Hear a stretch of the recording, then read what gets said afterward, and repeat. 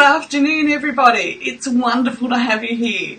We're going to talk about conscious trust. We've all had our hearts ripped out, stomped on, thrown out the door, and trust is a very big issue for us now, okay? So, after my heart was just left on the path, path will do, I had to take a serious look at many things, but one of the things was trust, because I find I'm too trusting. Hands up, too trusting, hashtag too trusting. And if you're here today, click on the heart, send some love, and all my love to you as well. It's been an incredible week for all of us. Thank you to everyone who's commenting. Just love the feedback because it helps. It helps for everyone who reads them. And we have to be honest that not everybody feels comfortable commenting, not everybody feels comfortable liking or sending hearts. And I just thought about this. I better make sure that it's hooked into the right Facebook page today. We can, look, life's messy. We get messy. And it just is what it is. But we can do things to rebuild trust. And the first place we need to rebuild trust. Hi, Sarah! Sarah joins us from Canada, and it's so wonderful. I'm on the opposite side of the planet. It just blows my mind. We have to build trust within ourselves first. And I certainly have seen a pattern in my life. I don't know if you have too. A pattern of trusting before somebody shows me they're trustworthy. And I think that's one of the key things I learnt along the way is trust is earned. It's not given. Okay, so we need to start taking responsibility and not giving all our trust away just because. And the flip side is we have to earn other people's trust as well in how we conduct ourselves, how our character grows over time, and so much more. So let's pull up the list. I'm not long in from gym. I'm running late today. So let's pull up our list for conscious trust. Okay, so what is trust? We know that we feel it, but how do we define it? So trust is a firm belief in the reliability, truth, or ability of someone or something. So first of all, before we even go anywhere, hi Stephanie, lovely to see you. You're on the other side of the world too. So excuse me, in the middle of defining trust. So trust, we first have to, after heartbreak, we first have to learn, and I want to put the emphasis on learn. It's not something that we automatically know. It's not something that we're taught, because there's two sides. If we come out of families that are dysfunctional and toxic, we don't trust what's around us, but we'll put trust in other people. Crazy, isn't it? But we do, unconsciously, because we want to trust. We want to come from that space of love, because we know what it's like not to have consistent love in our lives. So we're happy to love other people who aren't tearing us to bits, but that's not the point. And then the other side is, if you come from a family that wasn't toxic and there was trust, then it comes as a bit of a shock that people aren't trustworthy. So on both sides, we have to learn that we have a firm belief in our reliability, our truth, or our ability to be someone or something for someone else, or for our role in the world. So we have to develop that characteristic of trust in ourselves, and then we have to become conscious that we can trust ourselves. So first step is to be honest with yourself, okay? And what I mean by that is, be honest that you've made crappy decisions, okay? I gotta be honest. Hashtag crappy decision maker here, okay? And I can laugh now because I understand I just wasn't equipped to be able to make better decisions, okay? That's a whole other chat show. Let's just stick with conscious trust for ourselves today. So be honest that you've made decisions that have made your life a mess, irrespective of toxic or non-toxic family. We've made bad decisions. Now, how can we say that? If you're over 18, you're responsible, okay? Whatever the decisions were, we have to take responsibility that we made crappy decisions. Okay? So then key 2, examine your current decision-making process. So, if your decision led to a crappy outcome, sorry, I have to laugh now because, I mean, my crappy decisions just literally nearly killed me, but, you know, you get that. Examine your current decision-making process by being honest to go back and say, how did I make that decision to do that? So what was my process? I may not have even had a conscious process of that decision, okay? And that is so important to even own that we don't have a conscious decision-making process, okay? Because if we don't realise it, we do it again, okay? We absolutely do it again. And, you know, you can call it the lesson or, you know, any one of 100 things that are going around the internet at the moment. But it's supposed to teach us to equip ourselves. So it's not just a lesson, oh, woe is me. It's asking a question, how can I equip myself to make a better decision so that I have a healthier outcome next time, okay? And I definitely have made decisions without thinking about things. I mean, let's face it, picking up that chocolate bar, it's really an unconscious decision. I laugh, I kid. We've got to keep it humorous too, because not having that ability to know if we can trust ourselves hurts. It's a very big shock. Well, I don't know, for me, it was a very big shock, okay? Okay, so key number 3. Be determined to learn how to make better decisions for better outcomes. Learning how to make better decisions means that we actually seek information about how to do it. How am I going to make a better decision for a healthier outcome? Now, it doesn't mean the outcome will necessarily be less messy. Well, actually it does. It's less messy, but we still may need to learn something around this particular incident. So for me, this is pretty personal, but sexual abuse as a child was obviously a part of my life, as it is for so many women and men, by the way, and men.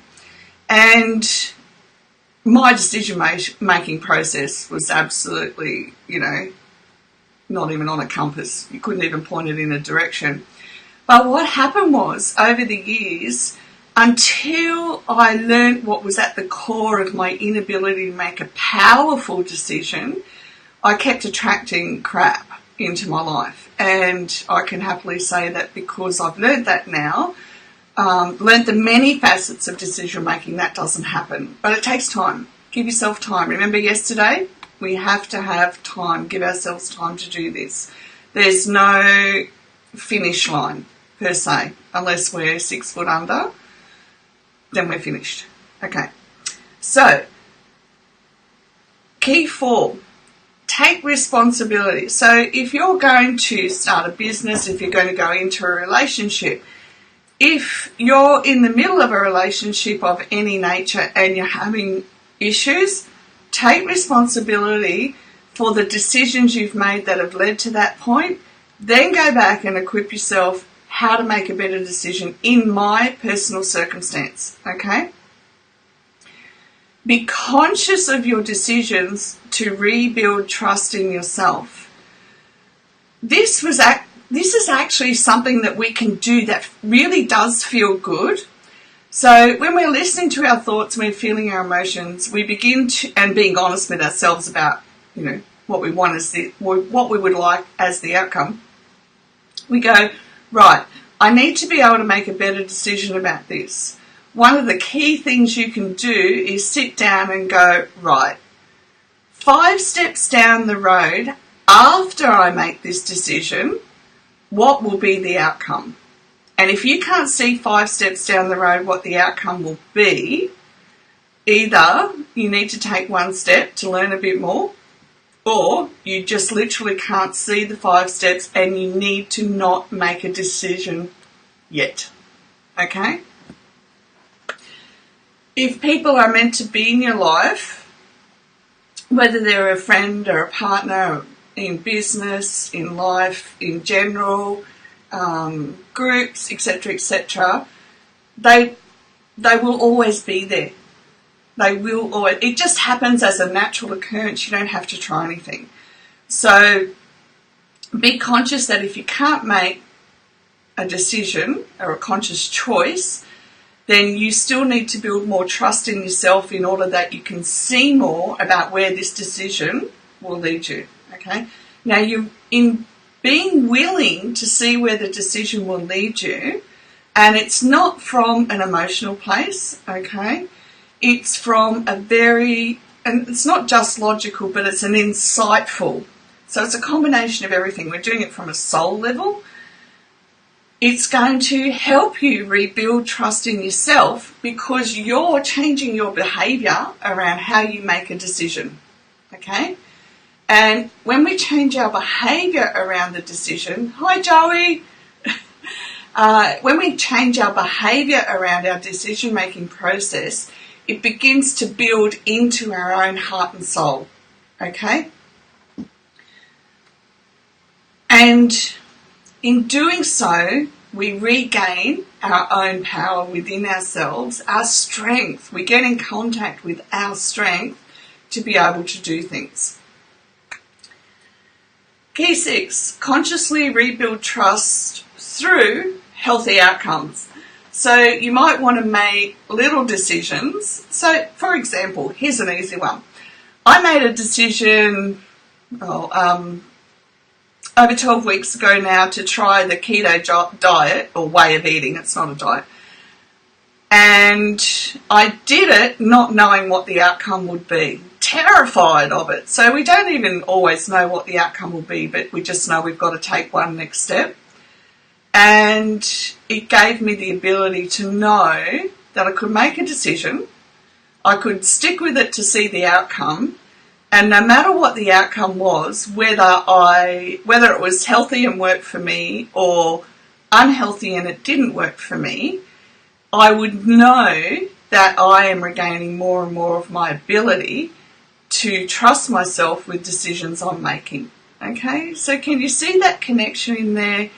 That we have to rebuild the trust in ourselves in order that we can begin to trust what's happening around us as well.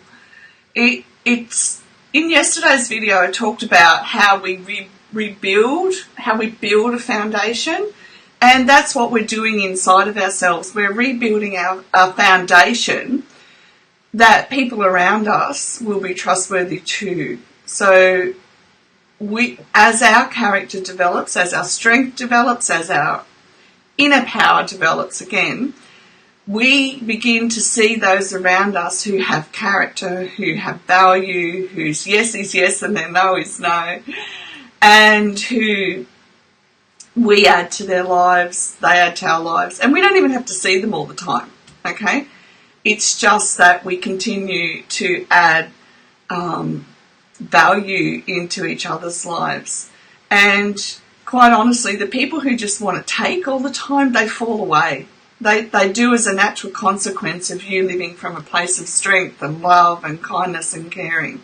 Okay? But first you have to consciously rebuild trust in yourselves. Girls, it's been wonderful. If you have any questions at all, and thank you all for all the love, please comment down below and I will get back to you. I'm sorry, I've been having late nights. I confess, late nights. Because I'm building a new website. And it's just wonderful to connect with you all around the world. I will be forever grateful for Facebook and the ability to connect around the world, because when I literally couldn't talk, I could come and type and help other people on Facebook, which is where I've met some of you along the way as well, which is just beautiful, just beautiful. All right, bless you all. I'll be back a bit later on with a mini meditation based on the Jesus Calling devotionals, and it will be good. It's good. Soul nourishing stuff. You're welcome, Sarah. You're more than welcome. I'm always happy to be of help. Okay, so tomorrow maybe we can look at, let me just think, get centered for a minute and think, how to consciously trust other people, okay? Because there's some underlying questions that we need to be able to ask ourselves too. Yeah, we'll do that. Tomorrow we're going to do how to learn to consciously choose whether we trust somebody else or not. Okay? Sorry, I've gone on a bit today, haven't I?